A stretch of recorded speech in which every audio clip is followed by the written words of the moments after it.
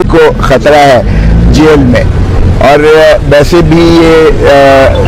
Over crowded jail है, यहाँ जितनी कैपेसिटी है उससे दोहरे से भी ज़्यादा यहाँ प्रिजनर्स को रखा गया है, जो जिनको स्पेस इतनी भी नहीं है कि वो अपने पाँव अपने सीधे कर सकें, स्ट्रेच कर सकें। और कल भी जो है मोहतरम इमरान खान साहब को उन्होंने उस सेल से निकाल के एक छोटे सेल में रख दिया है और बाहर बड़ा सख्त किस्म का एक पैरा लगा दिया है, जो हमें बुशरा बीबी को यही खतरा है कि ये जो है इस अंदाज से,